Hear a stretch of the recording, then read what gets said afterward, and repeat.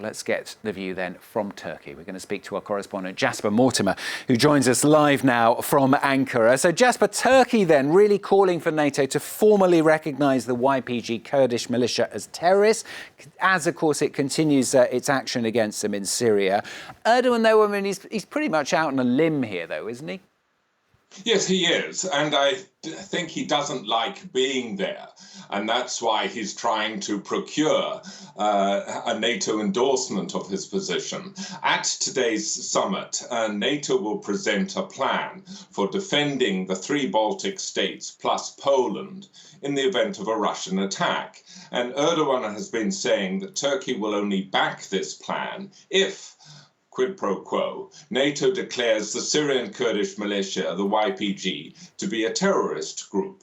Now, that declaration would go a long way to supporting Turkey's incursion into northeastern Syria, which took place in October and is continuing. Now, certain NATO states, US, Britain, France, do not regard the YPG as a bunch of terrorists. They have special forces fighting alongside them in Syria against the remnants of the Islamic State group. French President Emmanuel Macron said last week that Turkey cannot expect NATO support for its Syrian operation, in retaliation for which Erdogan said that President Macron was brain dead. In addition to which, there's a particular problem between the US and Turkey.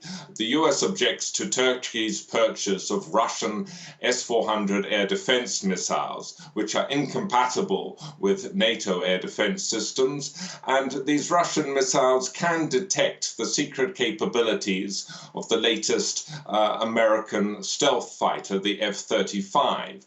But I think that is a particular problem between the two countries. I think the rest of NATO could live with Turkey's acquisition of these Russian missiles. The main problem is the YPG issue. So how on earth could it be resolved then, Jasper? I don't know. At the end of the 2 days, Erdogan will decide whether the benefits of going along with the majority outweigh the benefits of standing alone. How he will decide, I think, is very difficult to predict. It's very good that Erdogan himself is there because Turkey has a one-person government, and it's only he who can decide whether to climb down or not.